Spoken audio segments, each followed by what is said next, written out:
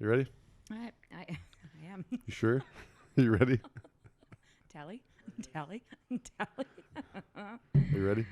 I'm Josh Sigman. And I'm Brynn Rouse. I'm a mortgage guy with a passion for helping people with their money and all things business. Brynn is my co-host. And I'm a marketing girl. I am literally obsessed with it. Oh, and Josh has showed me how to save money. Quite a bit, actually. Because of her obsession, I hired her to do my marketing. And we've worked together for 10 years. We launched Sigman Sense in 2020, a podcast about money. It's a podcast that teaches people how to save more, give more, create wealth, and retire early. And we recorded and published 34 episodes. People liked it, and it was so fun. But most importantly, we helped people. So we're excited to announce we're doing a second season. And we're mixing things up. We're moving away from money talks to focus on all things business. Leadership, management, team building, book reviews, hiring, firing, operations. Motivating teams, lead generation, time management, personality profiling, closing skills. And of course, money. And marketing. We are inviting you to continue this journey with us, and we want your input. What topics would you like to see covered? Email all of your ideas to our podcast email address, sigmansense@gmail.com. And be sure to click that subscribe button when you visit our channels. You'll get notified when we drop new episodes. Are you ready? Season 2, Getting Down to Business. Welcome to Sigman Sense. Well, welcome back first. Oh yeah, welcome. That too. Welcome Sorry, back. I'm feeling all rushed. Feeling Yes, all welcome rushed. back. We are going to talk about closing skills, which we debated if we should or not, because most people, I think, have a negative connotation about it because what was the word you used? People feel what? Manipulated. Manipulated, that's the word. People feel manipulated when they feel closed. And I disagree. Yeah. I actually really appreciate closers, like really I do appreciate. I do too. But I think it goes back to as long as your head and heart are in the right spot and you're not trying to sell people things that they don't need Yep. or want or asking for or is a piece of crap or you're ripping them off. Like Yep. there are plenty of services that do not fall into those categories. Yep. And people And do need a little and help. people that don't fall in those categories. Absolutely. And people do need help choosing sometimes, and it's in Yep. everybody's best interest. But what's interesting is the reason we're starting that way is, gosh, it's been, I don't know, 5 or 6 years at this point. But More. It was at the old office. was it at the old 8 office? or 9 years. Man, so Josh taught a closing skills class, and it was posted to a YouTube channel. And one of our clients that we were actively helping get a mortgage at the time ended up seeing it and was not happy. He was not happy because, again, he used the term, this is how you manipulate people into doing business with you. Yep. So of Yep. course we felt horrible. It was just a really, really crappy feeling, and Yep. took the video down, and have been incredibly hesitant to put any content out that is sales related or closing skills related. But But it I'm helps people. done done being bullied around. Yeah, putting no, the content I'll tell out. you the difference, because I really feel very strongly about this, that a good, okay, there's 2 pieces of the puzzle when we go, and we'll go into different closing skills, but the first piece of the puzzle, and again, going back to the basics, start with rule number 1, basic assumption. You've asked a lot of questions. You actually know what the client wants. You actually know what the client doesn't want. You actually want to help them get what they want. So that's the assumption number 1. That's rule number 1, right? So from there, the second thing is the concept of speaking somebody's language, right? So the reason why certain people feel differently or nasty about being closed, that nasty feeling of like the sleazy salesman kind of feeling, is not necessarily because it's a sleazy salesman.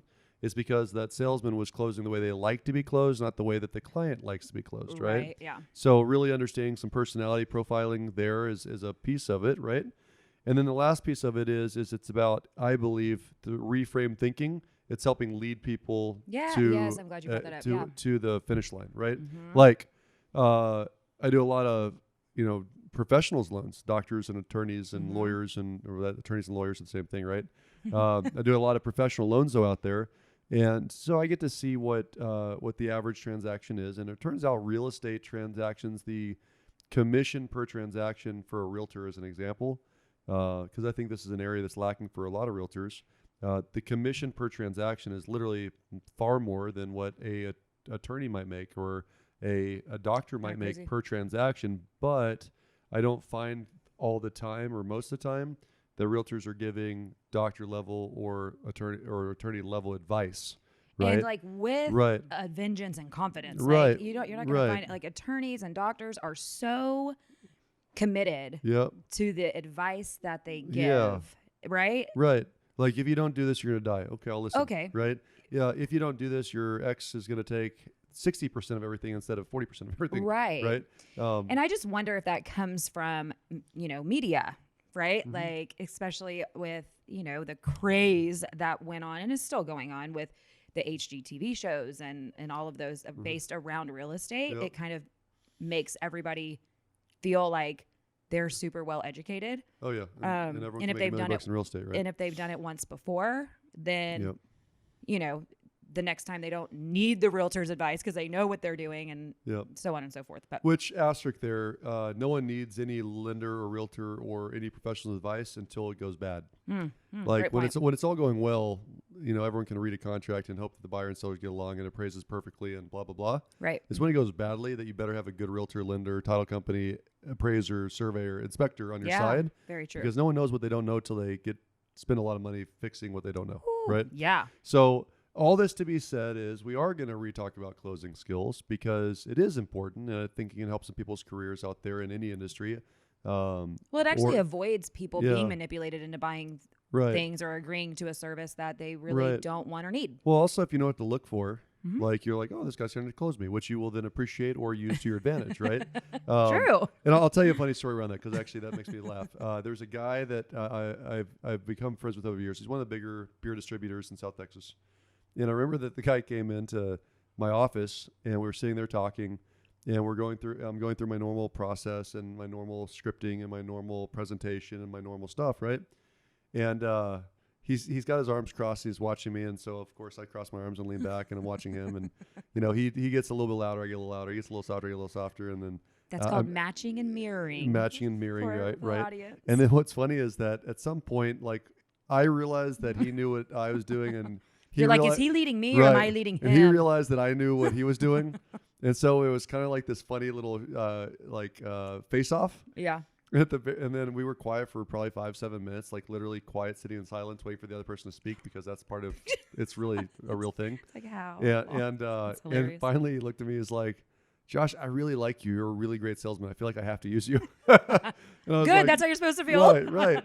But like that's a real thing. If That's you know what you're awesome. looking for, you can see it coming from a mile away, and then you can appreciate it for what it is, or you can use it to your advantage. But either way, it's a good thing to know. It is what a they good are, thing. Right? So, And we've already determined that the term, sleazy used car salesman or whatever, right, comes from lack of professional selling skills. Yep. And lack of interpersonal skills. And that's when you fall into like feeling icky about it. But like someone who's skilled at it and practices it and, is a little intuitive with their clients, like it should be a fun thing. So we're helping everyone. Yep. And this will help every married couple too, every dating couple too. 100%. Closing skills are very important in that arena, right? Especially the longer you're married, the 100%. more important you got to work on your closing skills. I mean, except for in your marriage, you just keep getting worse, and Chrissy keeps getting better at her closing skills. That's probably true. I will not argue that one. So here's where we want to start, though, because you have to kind of set the point of how people make decisions, right? So we've talked about this quite often. So if you are tuning in for the first time this season, really go back and listen to episode 1 of season 2, episode 2, episode 3, all the way 4, because these are all skills that the best salespeople use, and they all come together at the moment of truth, which is the last episode was you've identified the buyer shift, and now it's time to close, right?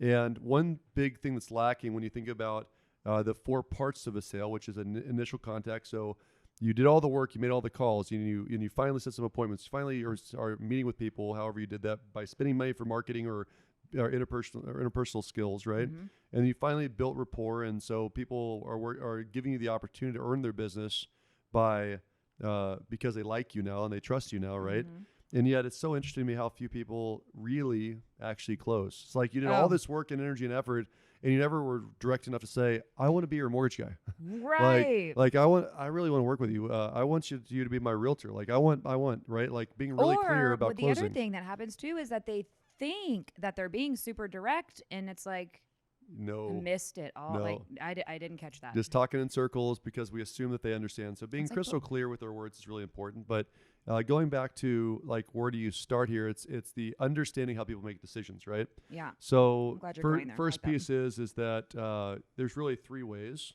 right? The people make decisions with their head, their heart, or their gut. Mm-hmm. So people were thinkers. Not all. Some people were thinkers. The thinkers are looking for logic and reason. They're trying to understand the why behind the why. They are really, because of the way that they were brought up, or because of who they are as people, or as a person. The reality is that they just need to think things through, which is fine, right? So what they need is more information, more Right. data. When you don't give them enough information, if you don't give them enough data, what do they think that you're doing? Well, you're hiding something. Of course from you them. are. God forbid, like, you're just being Well, short and and to the what's point. interesting too Right. is in the absence of information, we assume the worst. Yeah, worst case conclusion. Exactly right. So when you think about these thinkers, right? So personality wise, would you say that I am pretty fast and to the point, or would you say that I am like You're slow very, and you're drawn very sloth-like. out? That's Right. the first thing that strikes me is how slow you Right, move exactly right. and how slow you talk. Well, I have to have a bourbon to slow down. That's why I'm trying to slow down for everyone's benefit today. Yes, I think it's safe to say that you are a pretty upbeat fella. Upbeat, fast. Like, time is valuable, right? Yeah. And not from a like, I don't want to spend quality time with people, right?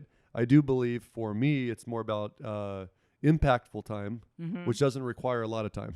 Like, Yeah. getting Doesn't to a have to, point, yeah. getting to the point for me is a very valuable thing, right? But if I'm trying to sell my way to somebody else that needs to slow down, needs the process, Right. needs the information, not just what is important, but the other things that maybe you haven't thought about, where I would think you're wasting my time. This doesn't apply to me, Yeah. but this is what might be information that you might need. If that's where that missing link might be, right? Right. So thinkers require more details, more drawn out conversations, more information, right? So how do you identify a thinker? Like, do they say certain things, or is it the questions that they ask? Yeah, well, I think or- it's a question that you ask to see how they respond. So a great example would be the first question I ask with every client. So if you're one of my clients, you for sure remember this, is, are you excited about the house? Like, literally the first question, as soon as I know someone's got a contract, are you excited about the house, right? Because a thinker will literally reply something along the ways of, well, we'll see how the inspection goes.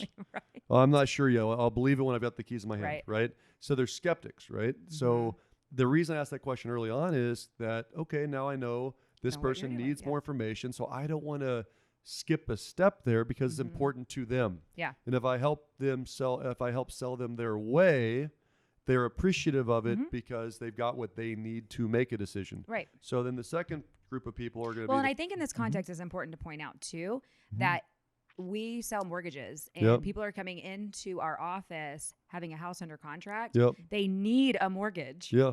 They need a Basics. Basics. mortgage. They need it. Unless you're writing a check for the entire house, you need a mortgage. Yep. They need a mortgage. And Yeah. so we've already established that they're here for a reason.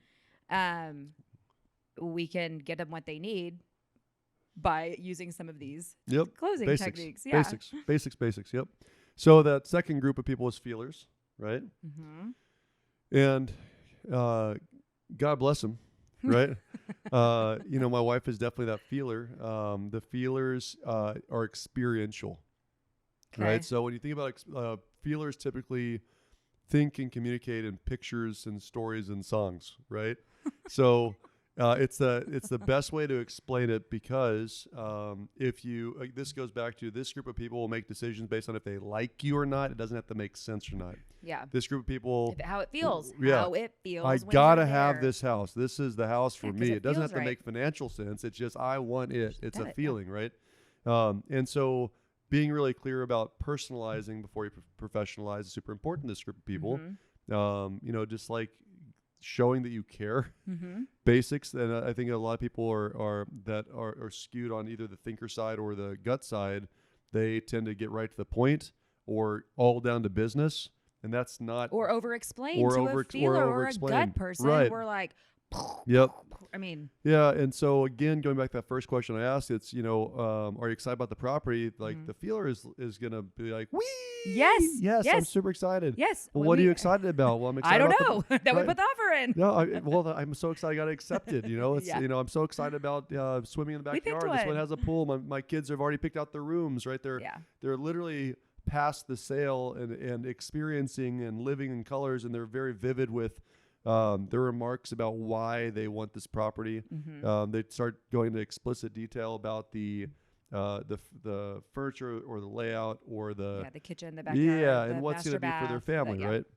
And then of course the rest of people make their decision with their guts, and gut people are typically no nonsense decision makers, right? Just give me the facts and give me an option, I'll make a decision. But it doesn't take you blowing air up my skirt on one side, and it doesn't require you to detail me to death because I'm tired and busy. Right. So the truth of the matter the idea is that you probably have identified the top 2, 3, 4 most important things to you. Yep. That if those are answered and they're in line with kind of what you were expecting, you're good. Yep. You're good. That's exactly It's right. not that you don't want any information, but it's just like here's the most important things that I need to know. Yep. And if we're in line, we're good. If not, we're not. Yep. It's funny. It's the way I try to explain my decision making when it comes to purchases is how I buy cars. Right? Okay. Like I don't know if you know this. If you do, I apologize for retelling you the story, but like literally my last truck I got, I drove my old truck in.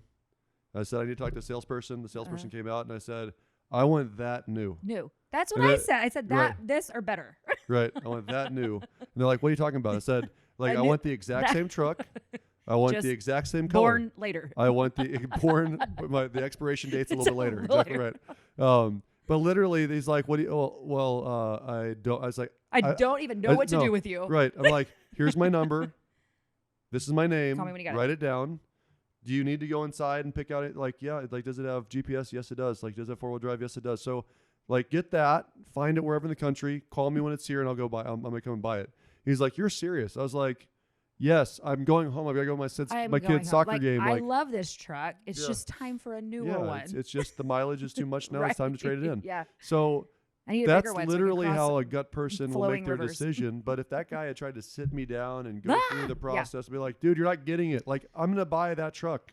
If you can find that Just truck for go me, I'll buy find it. Right? Go find it. So that's the starting point that we have to base it off of, because to me, all closing skills fall into, if you correctly identify, is this person a head person, a heart person, or a gut person, how you should be closing. Now, one thing that is a last piece of this puzzle I think is super important to understand. I really do believe innately we all want to make our decision with our gut. Innately. Yeah. Like innately. And I kind of feel like feelers Right. and gut kind of it's kind of it's a fine line, because I being a feeler, I'm also feel like I kind of make my decisions with my gut based on if it's a good feeling or not. Like, this feels good. Yes, I don't need any more information. Yep. Well, that's the whole point, and I love that you just said it that way, because everyone that's listening will now understand.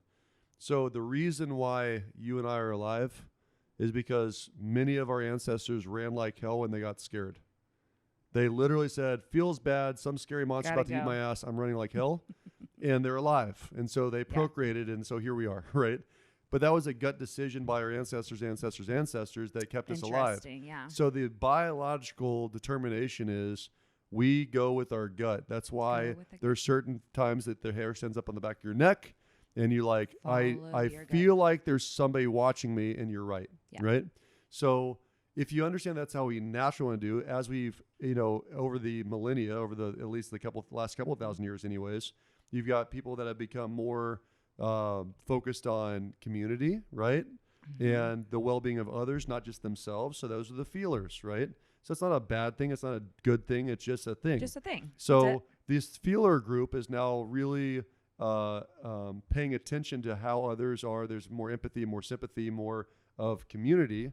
And so that's why you second guess your gut until you feel good about it, right? On the flip side, there's another segment of the population that their brains got too damn big, right? So as they with more education, with higher education, with reading, with knowledge, with power of the internet at your fingers these days, just now you've got all this information, and those people have the necessity to process all the abundance of the information out there, which is why you hear the thought of paralysis by analysis. Exactly. Yeah. But what they really want is to be done with the decision, Mm-hmm. right?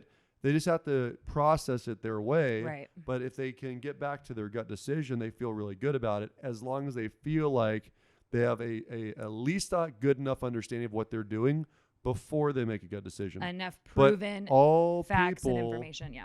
want to make a decision with their gut. So Makes if we sense. can guide people to that by helping people with trust, with relationship, with community, and with more information, more Mm-hmm. knowledge, more things that you haven't thought of, then you can literally say things like, hey, out of curiosity, I know that you're super scared feeling. I know you're super scared about this process, but what does your gut tell you? Is this the right house for you or not? Like, what does your gut tell you? Yes. I just want to know. Yes. Yeah, yes. So you're able to cover it all. What does your gut tell you? So that would be a single big takeaway is when you hear somebody say, what does your gut tell you? They've identified you correctly as probably being a thinker or a head person, and they're trying to help you like make the decision, right? So how do you want to start because there's a 1,000 books, 1,000 speakers about different closing skills. Yeah. So, how many do you want to go through? You want to go through 3, 10, or 18? What do you want to do? I've identified 8. Is that right? 1, 2, 3, 4, 5, 6, 7. So assumption, the puppy dog close, the why not close, you deserve it, option, list, summary, takeaway. What am I missing? There's some of the big ones. Fear close is a Did I real say one. obligation? Obligation. That's what I missed. obligation. That's what I That's the missed. first one. Obligation. Yeah. Yep. Fear. Triangle for trust is a very important piece of closing. Yep. So let's just kind of go through those, and that'll probably be enough for Or the like next group. time frame at closing. Is that kind of tied into fear when it's like you need to make a decision by this day or this deal is offered for this amount It's of a time? form of takeaway close. Okay. This option is good until midnight, right? It's a I don't takeaway like close. that. Well, people that haven't had the chance to process. I feel like Yep. it's always available. Well, by the way, guys, if you're paying attention, how many times has Brynn said feel? I feel like. So what do you Yeah. think she is? I'm Feelers a literally say feel all the time, right? So let's kind of walk through one at a time because I do think that there's a natural process. And if you understand these basic 8 or 9 that we're going to go through, then you'll at least understand the gist of what we're trying to explain.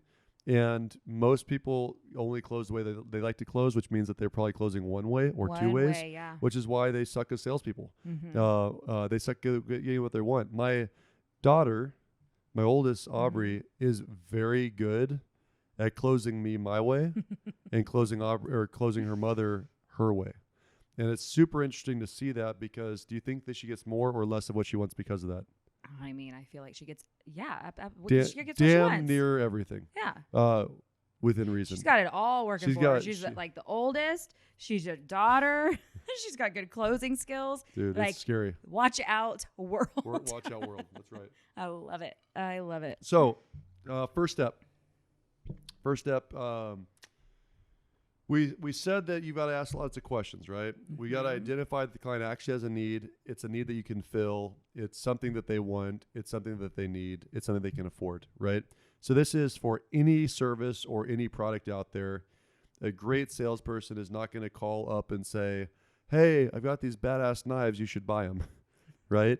They'll start by saying something like, hey, have you ever cut your finger? Do you Well, use I knives? have. Well, do you remember what you were doing when you cut your finger? Yeah, I was trying to cut an onion. When you were trying to cut the onion, why wasn't it cutting? Because it was a little bit dull. Well, do you think that you might need sharper knives, right? So they're asking lots of questions to assess need first before they start shoving shit down your throat. Right. And but this is all part of a professional presentation. It is. And that's the starting point. It is. And I think you know, thinking about the thought of someone calling you and selling you knives without even knowing if you even use knives. Yeah, or you cook. Like you literally eat fast food. Right. And why do I need these knives? But that is what so many salespeople fall into. It's no different than all the exercises of sell me this pen. And it's like, well, it's lightweight. It's got this clip. It's blue colored ink. And it's like, I only write in pencil. Yep. Like, did you even ask if I use pen? Yep. So it's just an interesting it's an interesting thought process. Well, for and sure. it just weeds out people quickly, and that's why we talked about in episode 4, the listening skills about being an active listener. It starts with asking a lot of questions so you can hear so they can tell you how to sell them, right? Yeah. But again, don't think this is negative, everyone listening. Like if a person literally heard you, repeated back to you, and gave you what you want, is that a good thing or a bad thing? It's a fantastic It's a thing. fantastic thing. So this is why we're trying to explain, like, this closing skills are not bad things when done well, right? Yeah. So, but the point is that you have some sort of professional presentation, right? So there's a professional presentation which requires consistency of input. Mm-hmm. So let me explain why I'm saying that. Mm-hmm. With a very small degree of certainty, I say the same thing the same way to every client for the last 15 years, not because it's a script, but because it makes sure that I follow the process and don't miss anything. Because whenever I miss something, I might miss a client's need. Whenever I miss something, I might not set the proper expectations. Exactly. Whenever I miss something, I might not find out truly what's most important, right? So I literally say... Here's how true this is. Do you remember when I found a core CD that you recorded and it was on, I think, your loan application script or something, and it was recorded 9 years prior to... You finding it? Yes. I'm like, hot damn, this script literally has not changed. And this was recorded so many years ago. Well, which is pretty cool. Yeah, I love it. And I think the reason why I naturally started doing that is because I was taught back in insurance sales, the way that the company Banker's Life would teach a brand new salesperson to say, here's a folder, and you literally turn the page, and you talk about what's on the page, and then you turn the page, and then you talk about what's on the page, and you turn the page. And that's how they program you to have the same consistent script for all your clients. And so eventually... Do they give you the answers to the objections? You literally read them. It's the craziest thing. Sidebar. When Phoebe Buffet on Friends gets her sales job, and the guy's like, well, I think I want to kill myself. And she's like, is that... She's like, that's horrible. Looking for what to say in the objection book. She's like, I don't see this. I don't see the lady was like, here's your book. Yep. Literally, there's an answer to everything that anyone will say to you. So she's like digging through. Anyways, hilarious. I love it. Friends for life. Okay, sorry. Go ahead. So no, you have to read. So the whole point is that if you're pitching 15 people a week every single week for a year or 2 or 3. And you're saying the same thing, eventually you don't have to think about the damn book and flipping the pages. You just say it. So when I went into the mortgage industry, I figured out the best ways to talk to people, say, make sure I covered things. When I would screw up on an early deal twice, if the same thing came up twice, I would add a checklist and I'd cover that in the professional presentation. I just don't get away from it. And so the point is that once you get to the end of a professional presentation, if you have actually asked the right questions and listened and there's something to sell, the first close is always the assumption close. The first close for everybody, assuming you had a process. Right. So imagine we've gone through Q&A together and you're my client or considering being my client, and I answer your questions, and are there any other questions? And you say no. Are you sure there's no other questions? And you say no. Then my assumption is that, okay, cool. The next step is we need to go ahead and lock in this loan and move down the road, right? Sign these so the assumption papers. close literally is that if there's no more questions to be asked, just go ahead and assume the close already happened and go and say the next step is sign here. And sign here is whatever that means in any industry, right? The next step is we need to go ahead and have you write an earnest money check and make an offer to this seller, right? The next step is, we have to get somebody out to your house to check your vitals for insurance, right? The next step is... But the next step is that script is very much about the assumption is we're moving forward because you don't have any other questions. Right. Because if there wasn't, if you don't have any other questions, then I must have answered them all. Right. So that's literally the most important thing for people to do, because if you don't say the next step is and you sit there in awkward silence, what do people tend to do? Can I leave? Right. Can I think about this? I mean, they don't know what to say. Don't know what to do. What are we doing? And we've all been in that situation before where we're sitting there talking to somebody who's like, do you even know what you're doing? Do you even know what you just said? Right. Okay, so for the consistency in scripting. So what if you have a script and you're saying it every other time and you're just not getting great results? Like, what do you do? But they're like, but this is the script. One thing that I used to do is if I was not able to help somebody with their mortgage, I'd ask him why. Like, thank you so much for the opportunity. Really, thank you so much for the opportunity, and I understand that you want to go somewhere else. Can you tell me what I said or didn't say, and just try and learn from it? Like, being humble. Yeah. People will tell you. Like, You think they will tell you? I think not all the time, but a lot of times they will. Yeah. If you approach it from a standpoint of, dude, I totally understand. Like, don't make Right. it weird. Like, I'm not mad. Right. I'm not It's mad. I just want to literally- be better. So for product or service otherwise, like, and here's why I say that.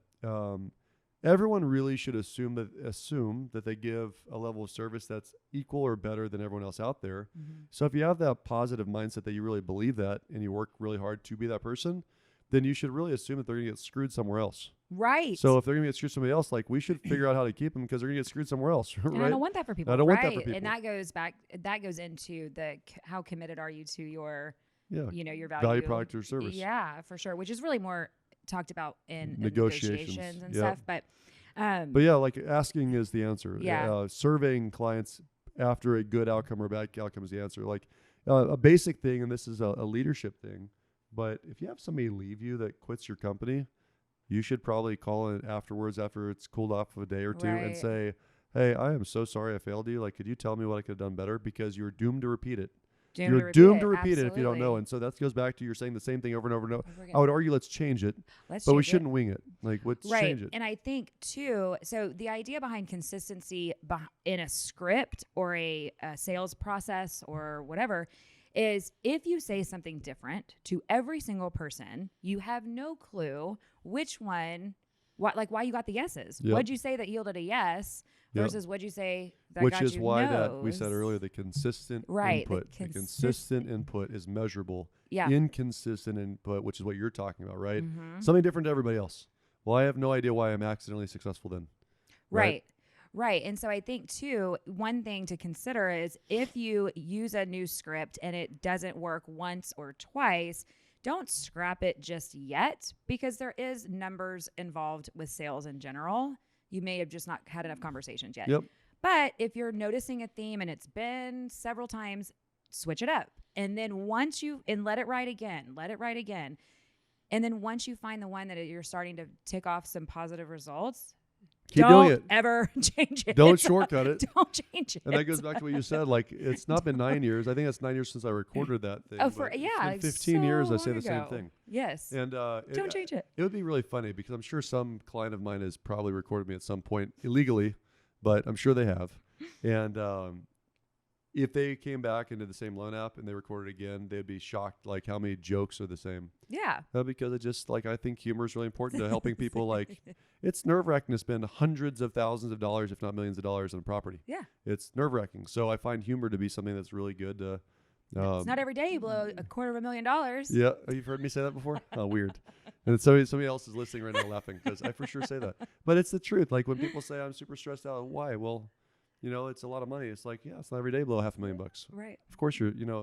people giggle a little bit, and that's the whole point though. So the close one, not step one, but close one was the assumption. Assumption. Yes, So for sure. Assumption. The assumption close always leads to the second close. Well, really quick, before you move on, though, do you think that there is any specific personality types or decision-making types that work better for the assumption, or is this kind of a general one that works for everybody? So this is why it's always the first close, because it works for everybody. Yeah. Again, if I've done a presentation and I've asked if you have any more questions, and you say, no, I don't have any more questions, then the assumption is that it's time to rock. Let's do this. Because the thinker will say, I have a lot more questions. A thinker will say, and a feeler will say, no, I'm super nervous. Like, wait. Yeah. I need to talk to my dad, right? Yeah. But so the assumption's always, I love the question because the rest of these do have. They do have a except little for bit the more. second. Most of these do have personality types tied to it. So Yeah. that assumption close,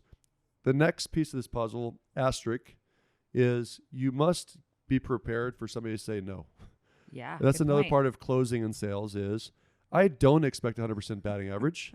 That's not real. You're a Hall of Famer in baseball if you're at like 350. So let's not expect 100. The reason why I say that is that we're going to miss something. Sometimes Right. a client will hide something from you. Sometimes that you just didn't ask enough questions or the right questions or the timing was off or you smelled. Like there's a lot of reasons. Or they weren't So comfortable they enough weren't to say the comfortable. question. Yeah, it's like some people literally need to process things for a night. Like that's all.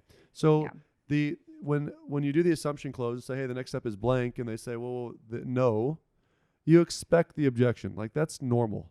So when you expect the objection, then how you follow up, because a objection is not a no. It's not a no. It's just not a yes now. We're just not there yet. You're not there yet. Hold on, hold your horses, kiddo. Like Right. let's ask a few more, got a few more things like, oh, I'm so glad.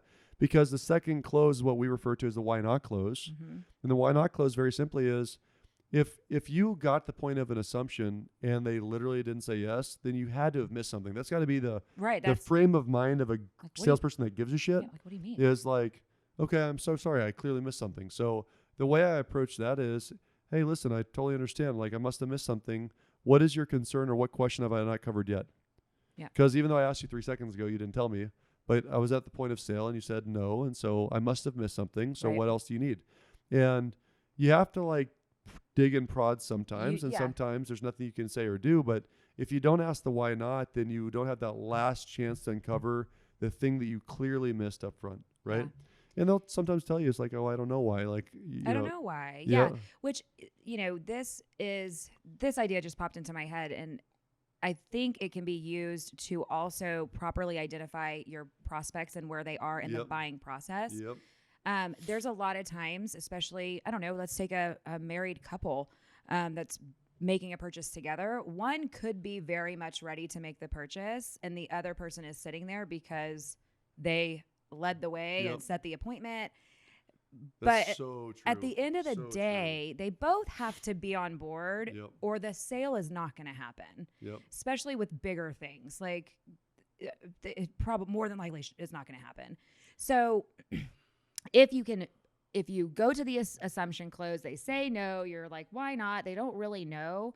There's a part of it that could be that they are not at the buying point, which is a good thing to understand from the sales process, because not all leads should be treated the same as far as hotness and priority level goes. So that could mean they're like 3 months out now, and so that's a different follow-up plan. That's a different marketing plan.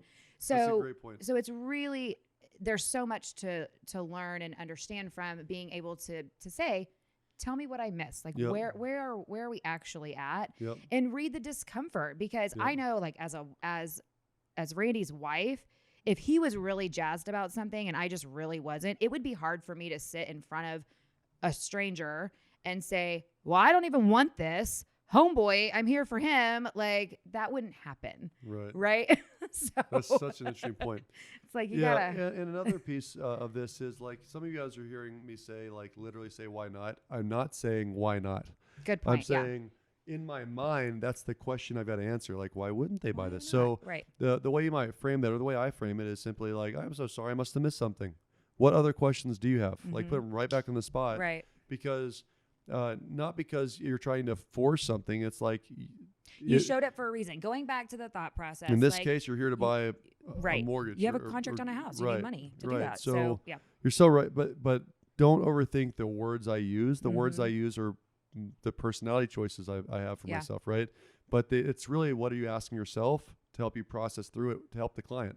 Right. So the why not is, what am I missing? And so how you approach that, you can figure it out on your own, but you got to literally go back to why not? Why wouldn't you? Right? Yes. And the other thing I want to add about assumption closes is a lot of the assumption can be framed out before they actually get into your office or you're face to face with them by laying out what they can expect. So the first thing when the very next step is, we're going to walk through your house. The second step is, you're going to tell me what you love about it, what you don't. The third step is blah, blah, blah, whatever. Last step is, we're going to sign paperwork. Yep. That's exactly right. So you tell them that ahead of time. So now they might be more comfortable and prepared to give you the objections because you've already told them, we're signing. A great example for real estate is, I hear realtors talk about this all the time. They'll say, hey, listen, so tomorrow we're gonna go ahead and show the 5 properties. Make sure you bring your checkbook, because if you find a property you really like, and in this environment you need to make an offer on the spot, that requires 2 checks, an earnest money check and option money check. So the earnest money check will be 1% of the value of your property at least. Option might be, come prepared. 1.1%, but Because we're writing but offers. make sure you bring your checkbook and bring a good mood because we're gonna go buy a house tomorrow. Right? Absolutely. And that is setting the proper expectations that you're talking about, because then what the average first time home buyer will do is when they leave a property, like, okay, I kind of think I like this. Like, let's go talk about this. It's like, no. Like, if you like this in this environment, you need to make an offer. Right. But if you told them up front, if you find a house you really like, you need to make an offer, have a checkbook Gotta be ready to go. then it helps out everybody. Absolutely. Like, who else, like, especially think from a customer service perspective. If you drove halfway across the city and to meet me to look at this property, and then I said, hey, we didn't make an offer. You want to check? Well, my checkbook's at home. Sure. I'd be like, you could have told me. I mean, I've got an hour and a half round trip drive now, jackass, right? So don't true. don't overthink that it's a pressure thing. It's like, dude, don't look like an idiot either. don't look like an idiot. Like, this is what you would yeah. need. Okay. And on that note, my whiskey's dry. Okay. So I know we need to take a real short commercial break. Okay. But I hope you guys have enjoyed this so far. We're going to drag this closing skills out into a couple episodes because there's a lot to it. So how do you want to go ahead and wrap this up before a commercial break? Yeah. So I think, we talked about the assumption and we talked about the why not, and also the ways that people make decisions. And so let's stop there and make sure you continue listening to the next episode, because we'll unravel